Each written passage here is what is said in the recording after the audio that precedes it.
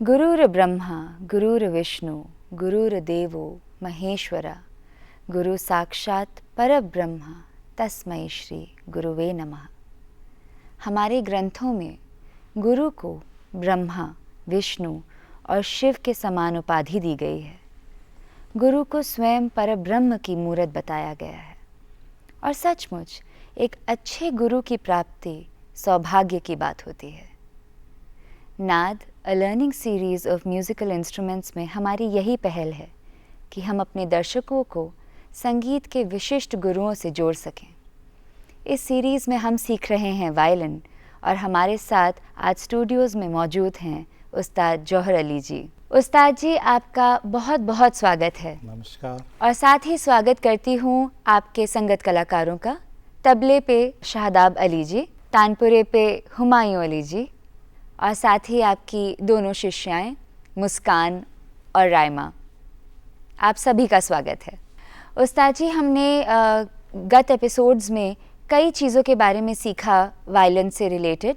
आज हम उसकी कुछ टेक्निक के बारे में आपसे और जिक्र करना चाहते हैं कि खड़े सुर लगाना और सुरों को जोड़कर बजाने में क्या फ़र्क होता है। जी, ये बहुत ही इम्पॉर्टेंट चैप्टर है वायलिन के लिए कि वायलिन में जो स्वर, सीधे स्वर बोलते हैं या खड़े स्वर बोलते हैं, उनको जॉइंट करना यानी कि जोड़ना, उन्हें मिलाना। जोड़ना मतलब मिलाना, वो किस तरह से है। तो दो स्वरों से मिलाना शुरू हो जाता है, फिर ये 3 पे जाता है, ऐसे ही 7 स्वरों तक ये चला जाता है। किस तरह से, मैं आपको वो राग दुर्गा में जी, जो हमारा बहुत प्रचलित राग है उसमें इसको करके बताता हूँ। सबसे पहले हम राग दुर्गा की आरोह अवरोह बजाएंगे 2-2 बार। 1 2 3 4।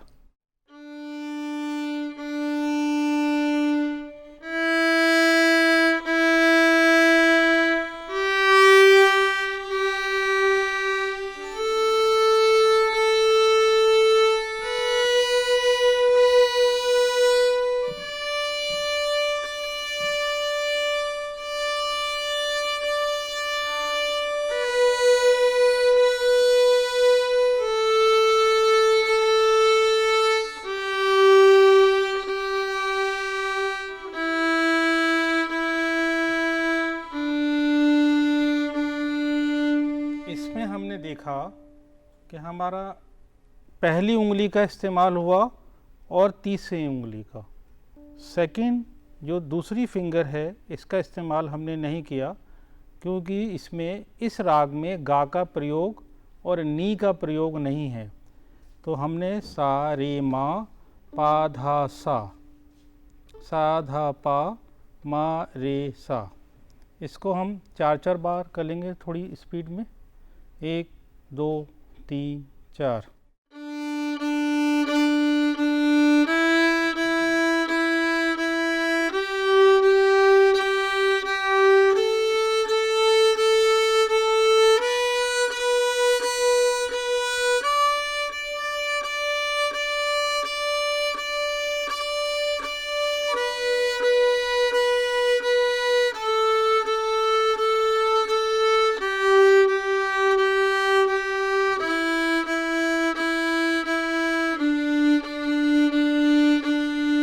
अब हम स्वरों को जोड़ेंगे। पहले हमें जोड़ना है सा और रे को। सा और रे और सा। पहले सा, फिर रे, फिर वापस रे। ये छोटा जोड़ है 2 स्वरों का। सा रे सा। बजाइए।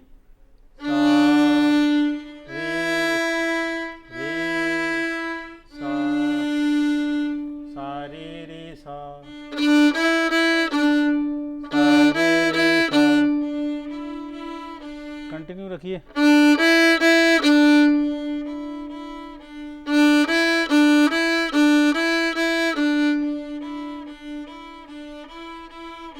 जोर से बजाइए।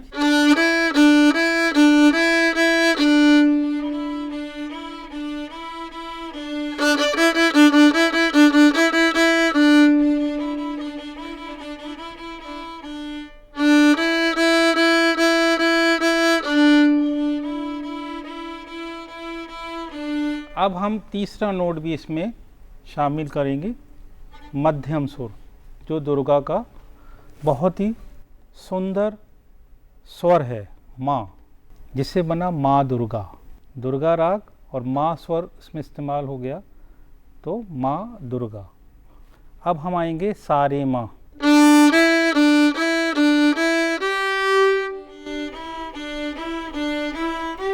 ये जॉइंट हो गया 3 स्वरों का, सा रे माँ।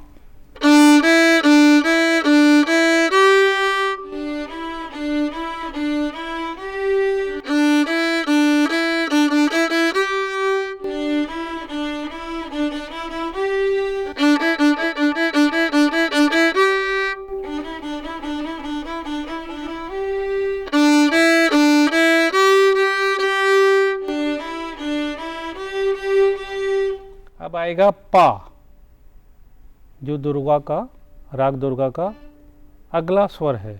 तो सा रे मा पा, 1 2 3 4, 4 स्वरों का मिश्रण।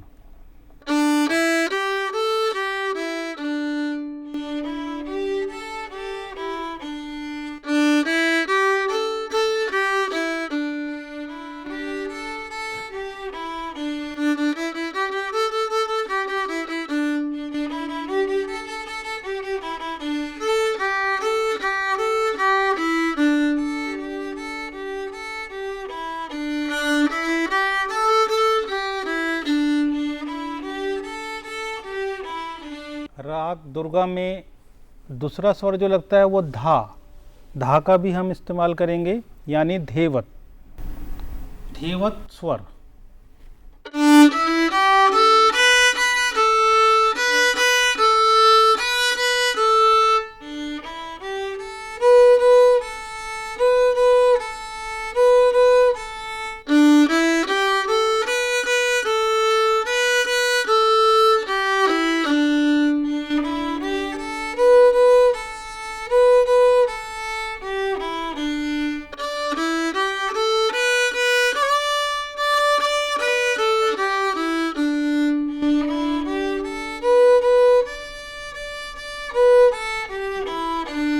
हमने जो सा है, हाई पिच का सा, ये वाला, एक सा है ये है, एक सा ये है, उसका इस्तेमाल कर लिया। तो राग दुर्गा के सारे स्वर हमने इस्तेमाल किए। अब इसको अवरोह में करेंगे। पहले था आरोह में, यानी कि जाने वाली गति में।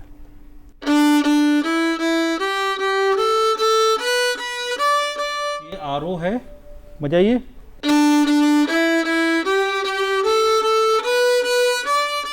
वापस आइए।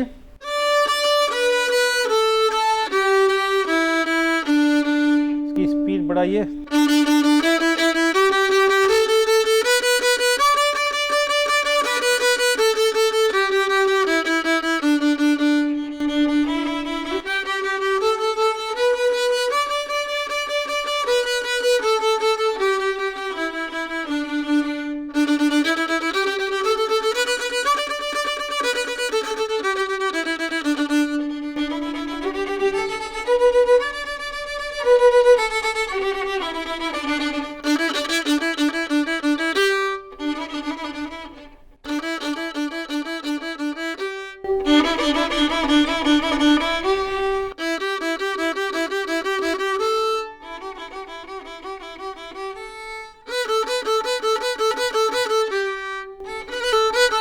धा पदा पदा पदा पदा पदा पमा।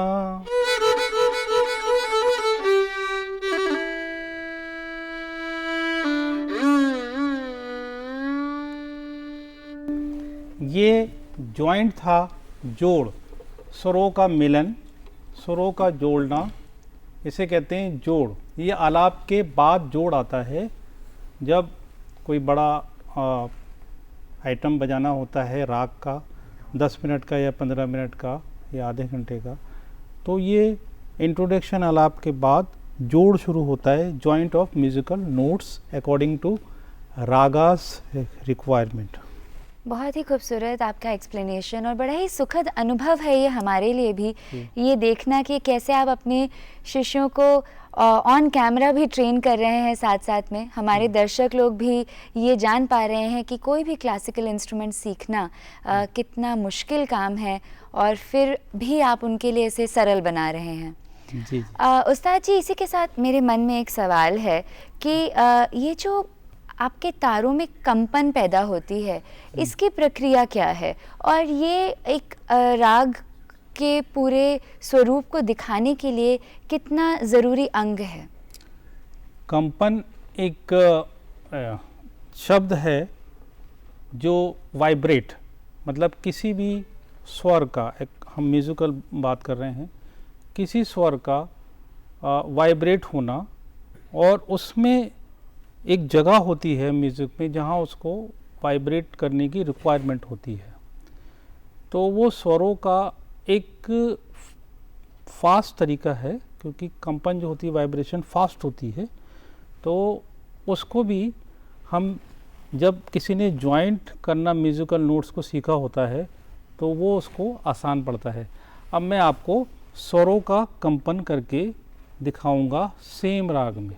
अब हमने जैसे सीखा रेमा रेमा राग का,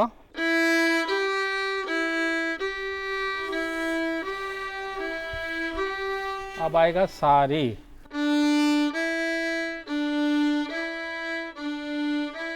देखिए मेरी पहली फिंगर मैं छोड़ रहा हूँ सा के लिए, और रे पे फर्स्ट फिंगर रख रहा हूँ। अब मैं मा पे जाऊंगा, अब यहाँ से कंपन शुरू होगी।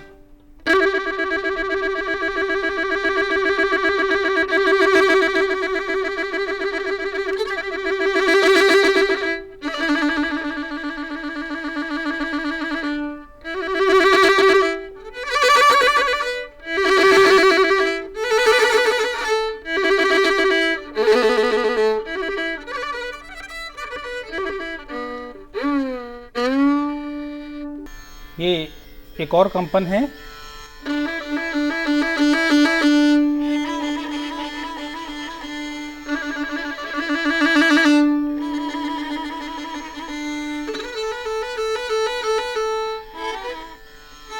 पादा पादा पादा पादा पादा पादा पा।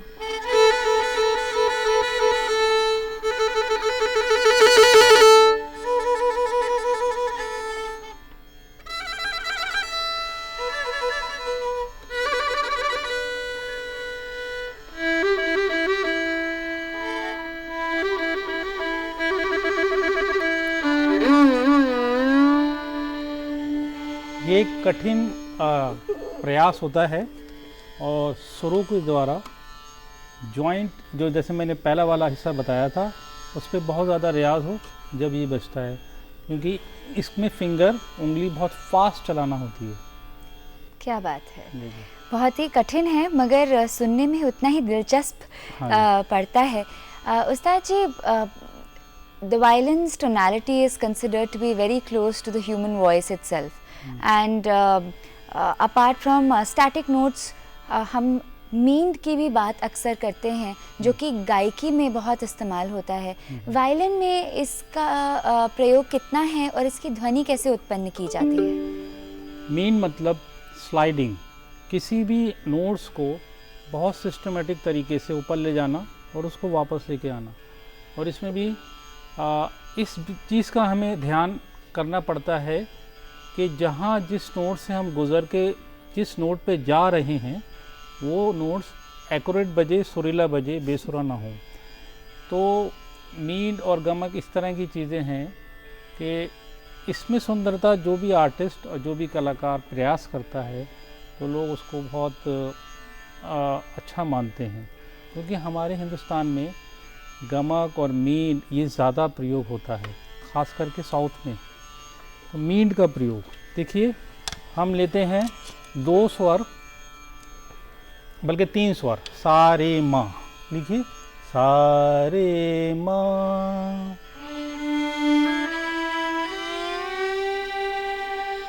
मींड का मतलब किसी भी बात को बहुत पोलाइट तरीके से कहना है। ऐसे एक तो ये हो गई,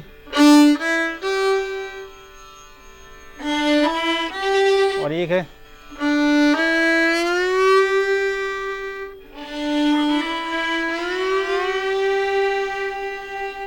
फिर आएगा पा धा सा,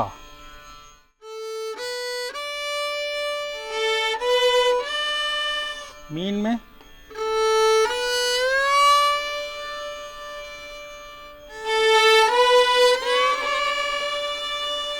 वापस आइए सा धा पा,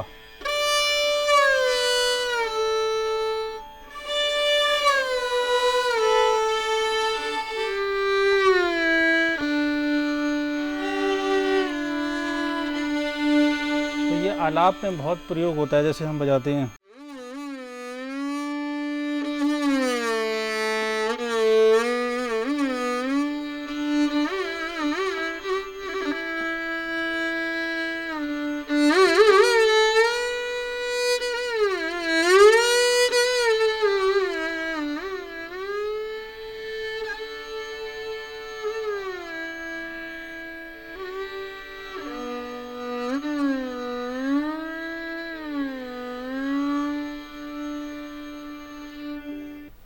इस तरह से मीन जो है स्वरों से स्वरों पे जाना और उससे वापस आना स्लाइडिंग से मीन को लेकर, इसमें फिंगर को आपको उसको मीन के द्वारा उसको घसीट के फिंगर को लेके स्वर के पास आना है।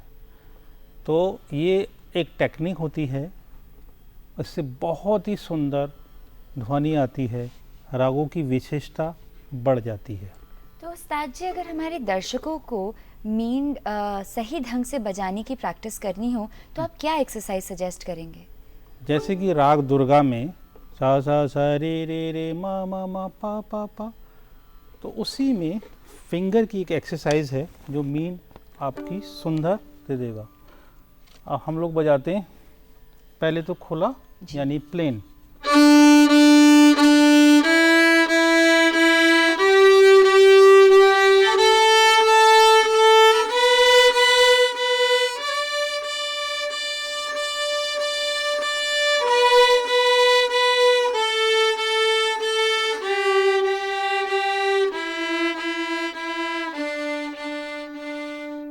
इसी सरगम को हल्की मीन से बजाएंगे।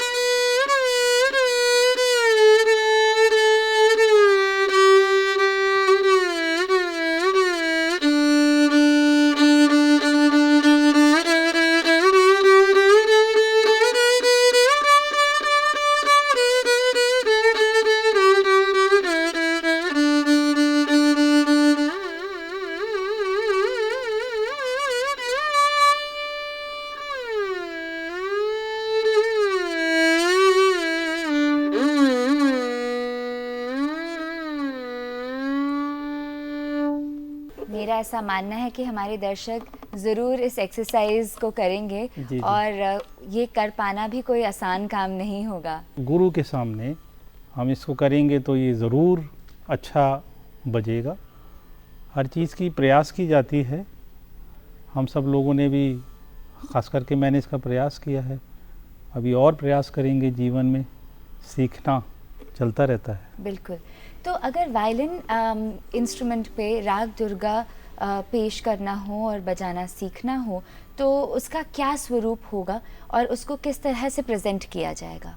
सबसे पहले राग दुर्गा के स्वर हमें बजाना है, और जैसे कि हिंदुस्तानी संगीत बजाना है तो पहले आलाप, और उसके बाद जो भी आप गत या कंपोजिशन या बंदिश बजा रहे हैं उसको आप डायरेक्टली भी ले सकते हैं या आलाप जोड़ झाला करके ले सकते हैं। वैसे मैं उसका एक छोटा सा पार्ट बजा देता हूँ आपके लिए, ताल रूपक में।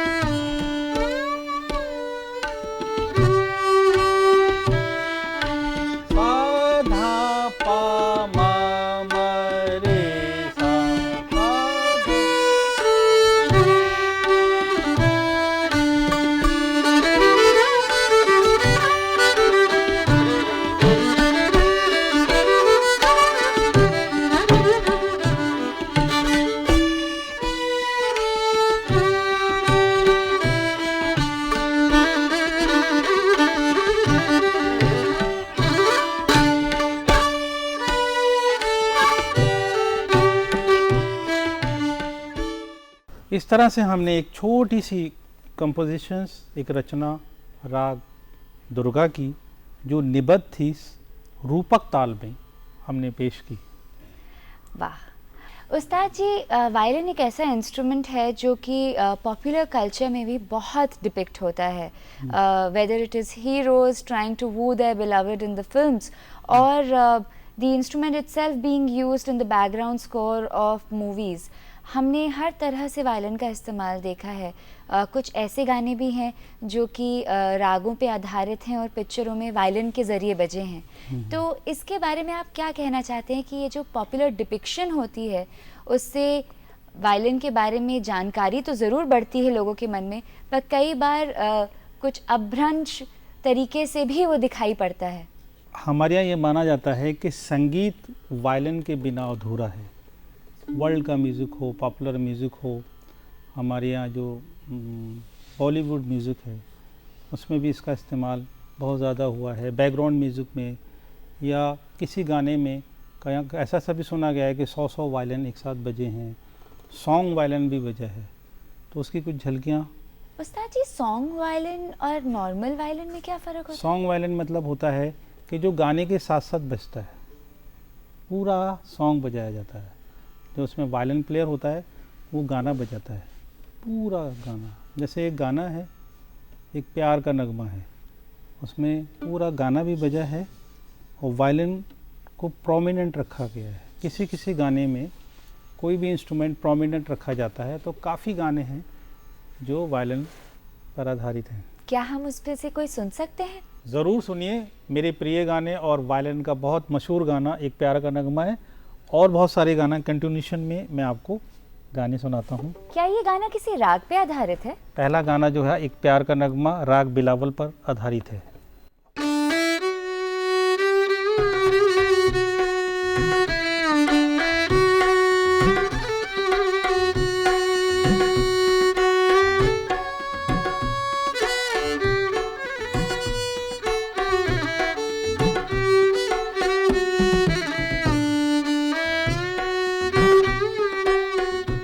राग सिंधी भैरवी जो बड़ा मशहूर गाना है।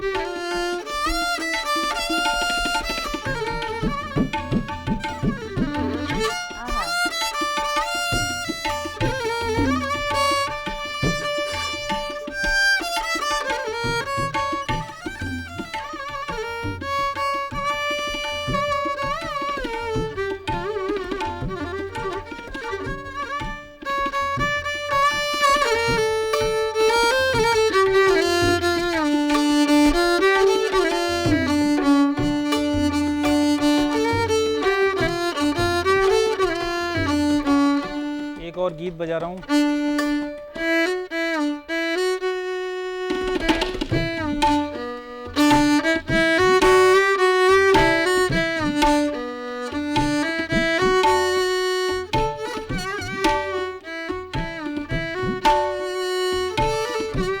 ये राग बिलावल के आसपास है और दूसरा गाना भी बिलावल के आसपास है।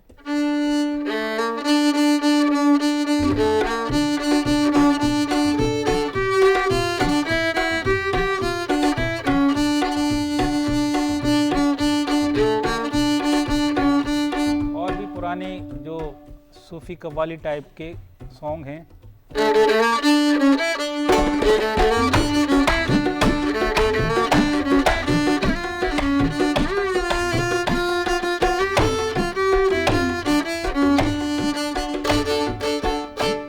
राग किरवानी के आसपास, चारों किसी के आसपास, तो ऐसे बहुत गीत हैं। और इन सभी में वायलिन का इस्तेमाल प्रमुखता से हुआ है। हाँ, सब में सॉन्ग वायलिन भी बजाए और पीछे भी वायलिन बजे। और सिने म्यूज़िक में तो बैकग्राउंड म्यूज़िक भी वायलिन पे बजता है। हर सीन में वायलिन का उपयोग होता है, खुशी के टाइम पे या कोई सीक्वेंस या सिचुएशन पर आधारित है। सचमुच आज आपसे ये सुनने के बाद मुझे भी महसूस हुआ कि कितने बार हम इसको रियलाइज़ भी नहीं करते कि कितने इंस्ट्रूमेंट्स इस्तेमाल होते हैं और कितने प्रमुखता से वायलिन का इस्तेमाल अलग अलग गानों में हुआ है। जी। इसी के साथ आज के एपिसोड की हम समाप्ति करते हैं और मिलेंगे अगले एपिसोड में, जहां हम सीखेंगे वायलिन के और अलग टेक्निक्स और अलग रागों के बारे में, जिनकी बात हम करेंगे उस्ताद जौहर अली जी के साथ। तब तक आप रखें अपना ध्यान और मैं हूँ शिंजनी कुलकर्णी।